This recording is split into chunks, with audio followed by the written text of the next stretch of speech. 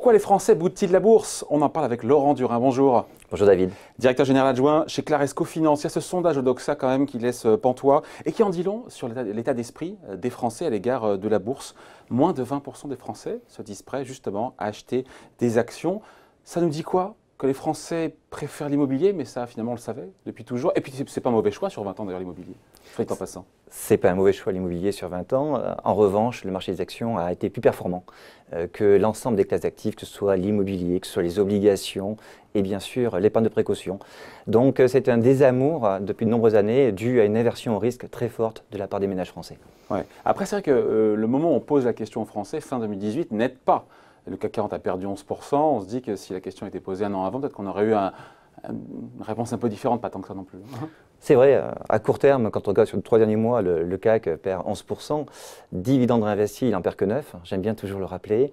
En revanche, depuis le début d'année, le CAC 40, ce même CAC 40, a rebondi de manière extrêmement violente puisqu'il a pris près de 15%. Donc, à court terme, on joue un aspect spéculatif et on peut jouer à se faire peur. En revanche, c'est un investissement, quoi qu'il arrive de long terme, le marché boursier, les marchés boursiers, pardon. Ouais. Et ça revient d'ailleurs, on dit la même chose là, mais l'argument qui ressort en premier quand on interroge les Français, c'est cette peur de perdre de l'argent qui est réelle à court terme. Sur un trimestre, on peut se prendre moins 15. C'est une réalité. Ils ont raison, les Français. Mais dans la durée, vous venez de le rappeler au travers des chiffres.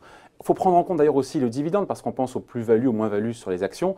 Mais tous les ans, quasiment toutes les entreprises versent des dividendes. Et ça vient booster le rendement global, c'est ça? C'est encore une bonne chose. C'est un peu, quand on fait un comparatif à l'immobilier, bien souvent, les épargnants français comparent l'immobilier au placement boursier. C'est comme si j'achetais un bien immobilier que je mettrais en location finalement pendant 20 ans et que je dis, finalement, je ne vais pas percevoir les loyers de ce bien immobilier. Ouais. Donc, je vais juste regarder la valorisation de ce bien au bout de 10 ans, au bout de 15 ans, au bout de 20 ans. En revanche, ce n'est pas la réalité. On a des loyers et sur le marché des actions, on est actionnaire d'une société, cette société génère des résultats et ces résultats, ils sont resservis en dividendes qui se situent aujourd'hui en moyenne entre 3 et 5-6% globalement chaque année. Sur le CAC 40, on est plutôt en moyenne sur le CAC 40 à 3,5%. 3,5% à peu près. Alors, quand on pose la question encore une fois aux Français, pour 70% d'entre eux, on a beau leur dire ce qu'on vient de dire là, leur réponse spontanément c'est de dire non, la bourse n'offre pas les meilleurs rendements, notamment face à d'autres placements. Et là, on se dit que quand on regarde froidement les chiffres, on les a rappelés, mais on va voir un graphe là-dessus.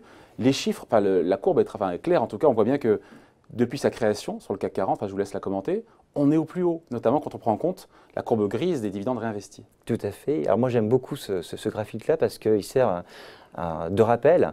C'est vrai que… Ça commence en 1987. Le 31 décembre 1987, création du CAC 40 à 1000 points.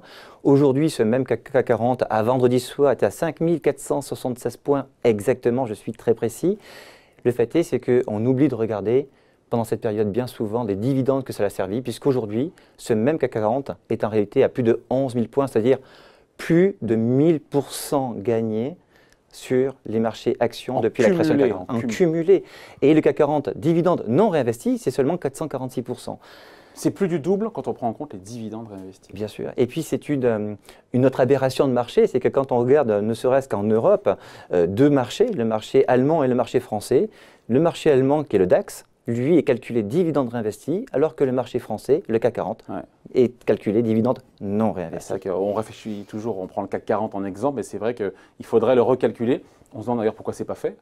Avec les dividendes réinvestis. Par contre, là où les Français, on tord le cou clairement à cette idée reçue que la bourse n'est pas plus performante dans la durée, on le voit bien. Et après, évidemment, tout ne se vaut pas. C'est-à-dire qu'il y a un deuxième graphe qu'on va voir. Il y a des actions qui font du surplace sur 20 ans, sur 10 ans, d'autres qui montent beaucoup, d'autres qui baissent. Voilà. Il ne faut pas se louper non plus sur le choix. La diversification, les secteurs qu'on va choisir, les zones géographiques que l'on va sélectionner également. Bien souvent, là, on est sur 10 ans.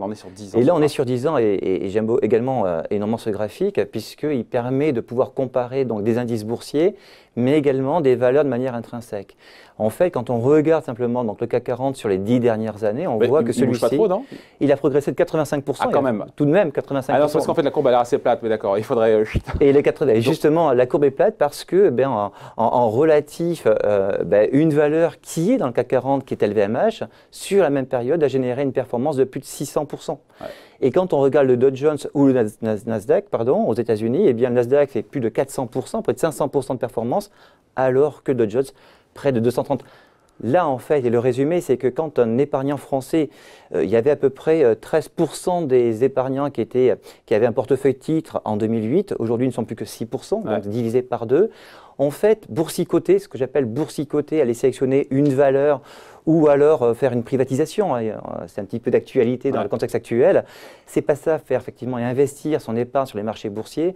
Les marchés boursiers, c'est de la gestion collective pour moi, c'est de la diversification, c'est un nombre de lignes suffisant et le chemin de performance qu'on va réaliser avec cette diversification sera beaucoup plus linéaire que si je prends une seule valeur sur laquelle je fais un pari. Évidemment, on le voit bien sur les valeurs du graphique et on voit bien l'écart de performance aussi entre les marchés français et les marchés américains, entre une valeur d'action comme Société Générale qui est en baisse pour le coup sur 10 ans et LVMH qui pour le coup fait 600%.